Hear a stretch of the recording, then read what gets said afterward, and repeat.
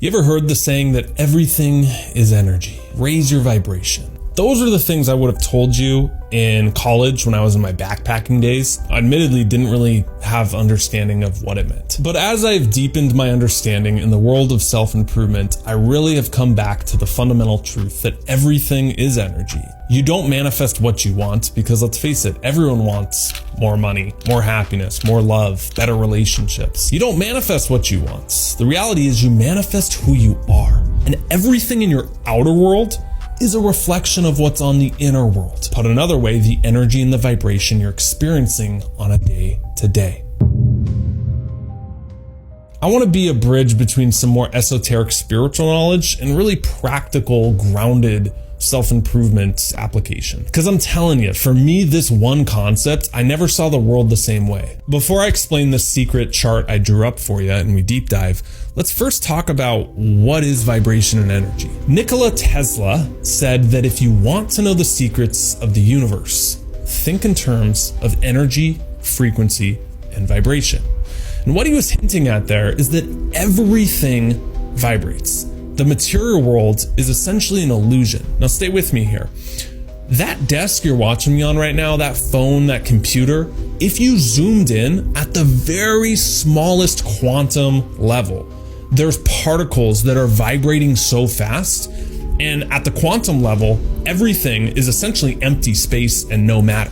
Meaning your body, these hands that you think are yours, zoomed in at the smallest quantum level, is just a bunch of energy vibrating really fast with mostly empty space. Look at the people in your life who are vibrating low vibe. Maybe you've felt in low vibe states yourself. And when you're in that state of self-described low vibe, do you really feel like getting out there and living at the 2.0 you? Lifting people up, being loving to those around you? No, it's kind of a dark state, isn't it? Let's just call it what it is. It sucks. I've been there at times in my life where I felt low vibe. Everything felt like it took so much energy. Some people use the word depression, but just take that word like it's depressing. It's compressing yourself. You're getting smaller and you see people depressed and in low vibes. They're literally making themselves smaller. They're hunched over. They don't have energy. They feel tired and exhausted and drained. That's low vibration. So if you want to get out of that, what's the opposite? Well, it's high vibration. You see people who are really energetic or in a high vibe or just laughing or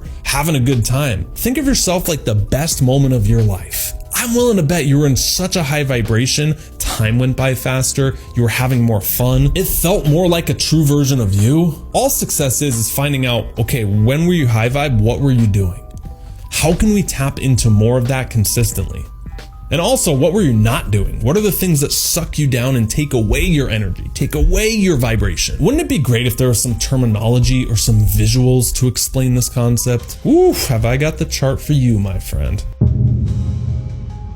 I'm telling you, this explained a lot for me in my life. Ladies and gentlemen, this is the vibrations chart. Let me walk you through this and we'll give you some examples, tie this back to you and how you can use this. If you and I were to sit down together and have a brainstorm session of all the emotions you could feel on a given day, we'd probably come up with something like this, where you have low emotions at the bottom and you have high emotions at the top.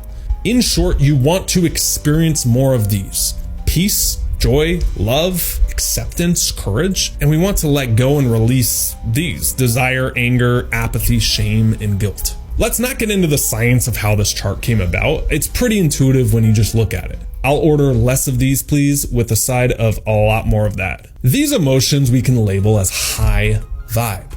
These ones are a flow state.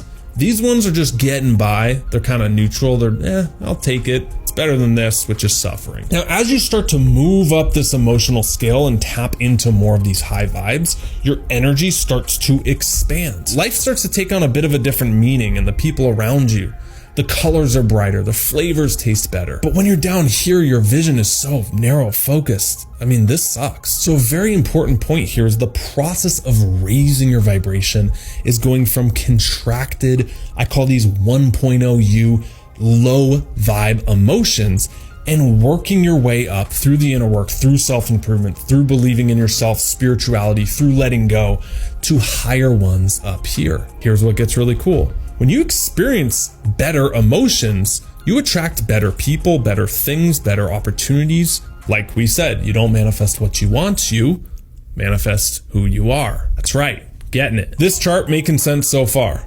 Okay, I want to give you some examples to really tie this home. Let's take an example we can probably all relate to.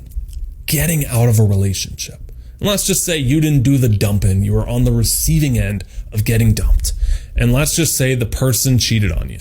Very positive image, I know. You will naturally go through this whole evolution of getting over that person. You might start in an area of shame and guilt around the situation. She cheated on me because I am no good. You internalize it. It's my fault. I messed it up. Then after a while, time, hanging out with friends, doing the work, you start to move into apathy where, man, nothing matters. I don't have her. What's the point of anything? In the case of this relationship grief, you might have the fear come up. I'm never going to find anyone again. I might be alone after this. Then you move into desire. Oh, I want them back. That's the only one I want. Maybe before or after that, you have anger. You know what? They don't want me back. Screw them. And here's the thing, some people get caught there and they never evolve past that. That anger starts to become their worldview of men or their worldview of women. And they say things like, all women blank, all men cheat on you. The underlying tone with that is a lot of anger. And what that says is people just haven't evolved through that. They haven't worked their way up this chart. They're getting stuck or blocked by a lower emotion, and thus their life feels kind of shitty. As they say, garbage in, garbage out. I'm not above this. I've had this in my life too, which is why I have firsthand experience with this. Pride. Pride kicks in.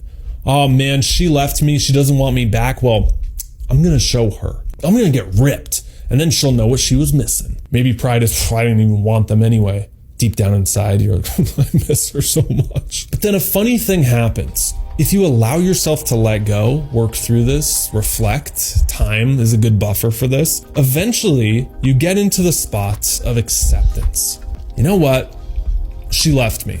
And although that hurt and I was damaged and, I went through the ringer of this, I wouldn't want someone who would treat me like that. It's actually maybe a good thing that this happened because I wouldn't treat me like that. That's a powerful emotion because now you can start getting into reason and love. Reason, the good things she left me because I don't want someone who would treat me like that. Thank God we're not together anymore. Holy crap. You can eventually get into love, experience joy, and find peace. See how that example follows this natural progression, doesn't it? Going from a low vibe of suffering out of a relationship into a high vibe of finding love again and connection. One note here is while we took the example of relationships, this can happen with money, this can happen with life circumstances, this can happen with grief. The 7 stages of grief is another theory, right? When someone dies, you go through these. This can happen fast for some people. This can happen really slow for others. Sometimes this never even happens at all. And again, you get blocked or stuck here along the way. I used to know someone whose parent was just always watching CNN. Like you'd go in and it was just this news network and it was doom and gloom. When our last president was in office, CNN's ratings were crazy because people tuned in to fuel that negativity and hear about this negativity of this evil person. Some people get addicted to these lower vibes because that's all they know. In that example of consuming the news, you might be thinking, well, why would someone consume something that's blatantly negative all the time? Well, here's the thing. I mean, if they're naturally vibrating at a lower state, like someone who's really depressed, news is actually their way of raising themselves up. If you're in shame and guilt, well, news calibrates around anger and fear, doesn't it? So going 2 steps up feels good. It's your way of raising your vibe. And so from that angle, we can't really even judge people who choose to consume that. They don't even know that they're stuck or blocked there. Another thing that really keeps you stuck and blocks you and lowers your vibe in that situation, gossip. Gossip, criticizing, and blaming. You want to stay as far away from that as you can. Take an audit of your mental diet and your inputs. What are you fueling your mind and your thoughts with, and how that's impacting your life? Because remember, garbage in, garbage out. A couple habits on this that have served me very well that you might consider adopting. Every single morning I wake up and the very first thing I do is I fuel my mental inputs with high vibe nutrition. So I'm reading, I'm meditating, I'm journaling. I try to do this the first hour of the day, mentally washing yourself and getting in those high vibes.